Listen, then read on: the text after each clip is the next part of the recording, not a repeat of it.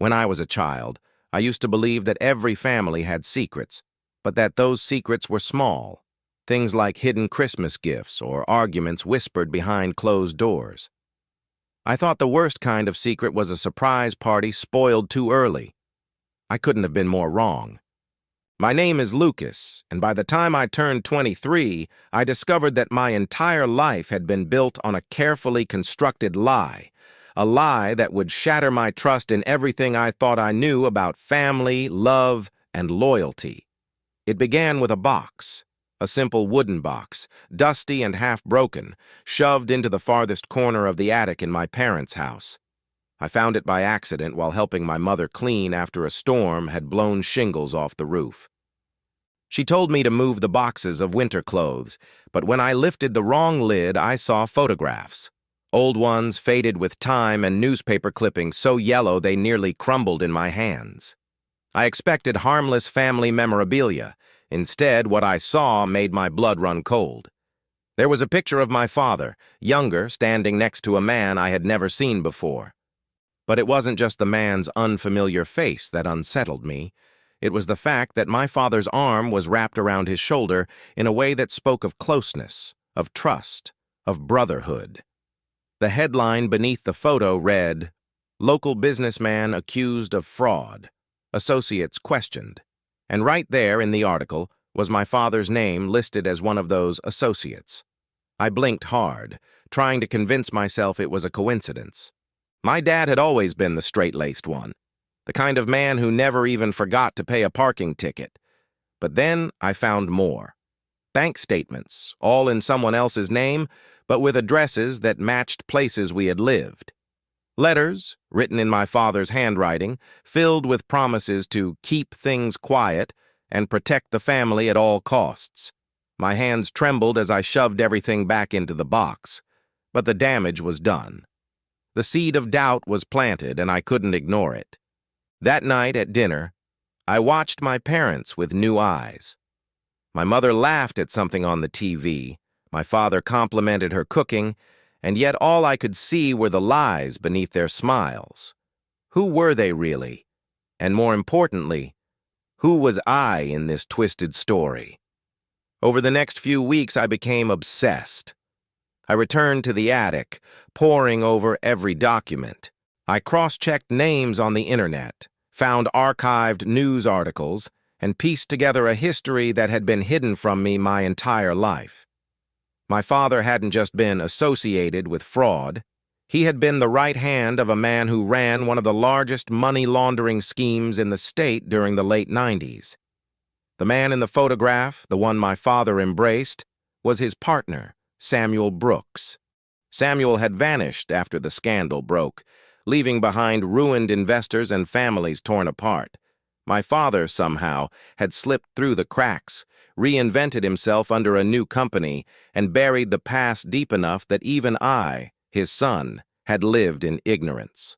The more I uncovered, the more suffocated I felt.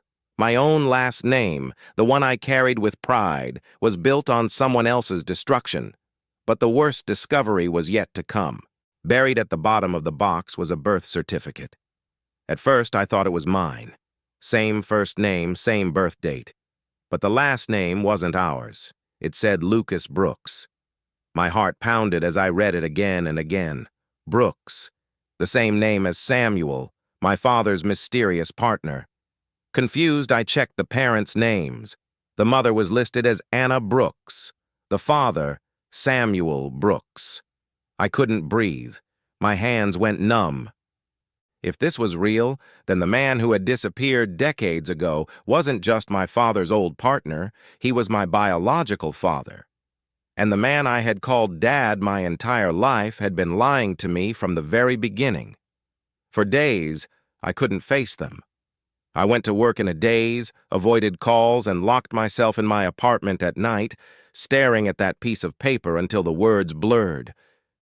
My childhood memories replayed like broken film reels. My father's strict discipline, his constant lectures about loyalty and responsibility, his quiet disdain whenever I questioned his authority. It all made sense now.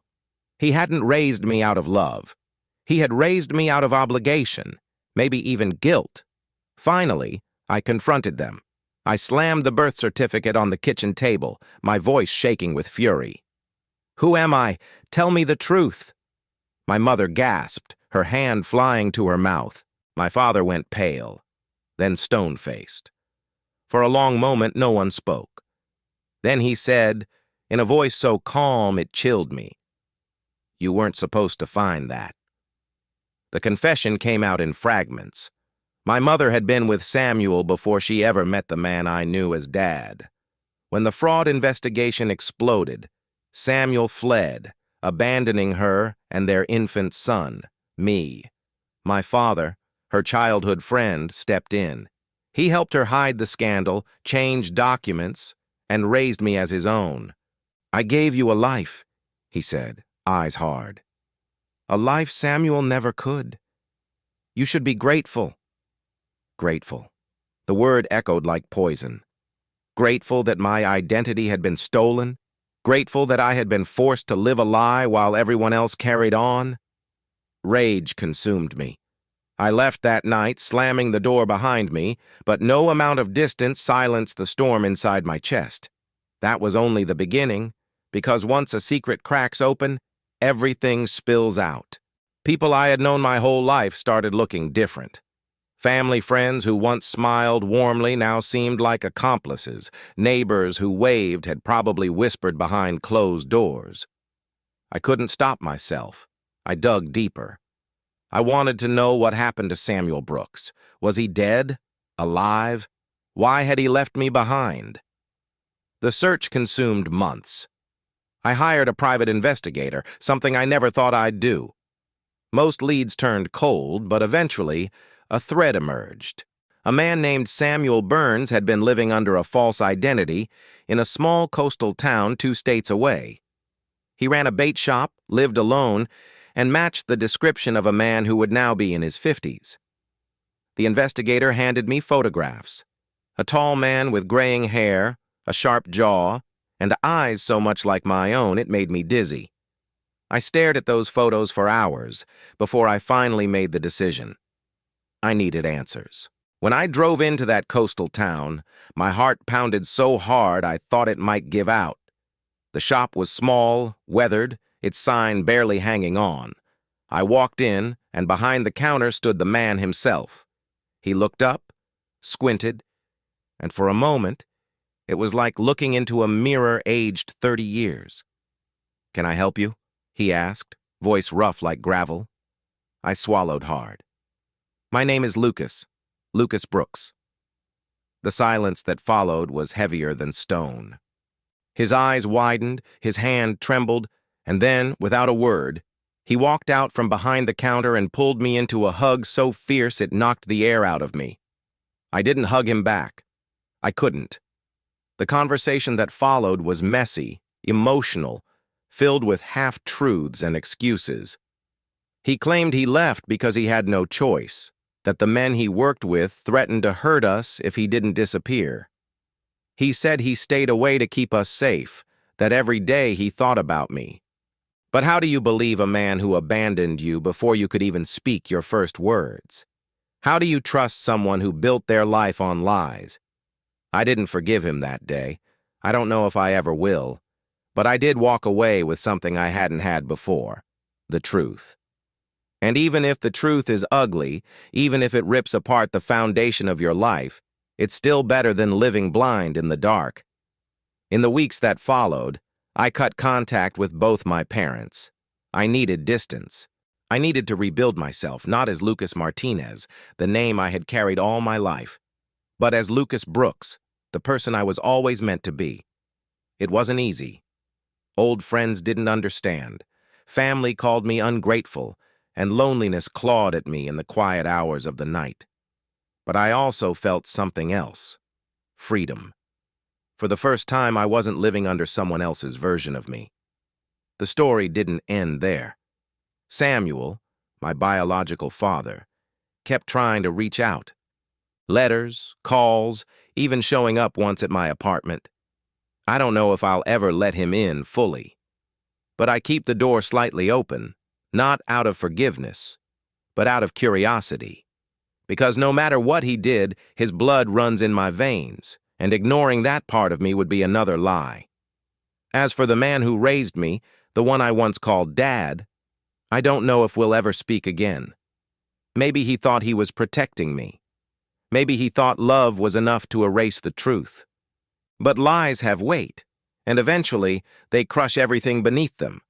So here I am, 23 years old, standing at the edge of my new life.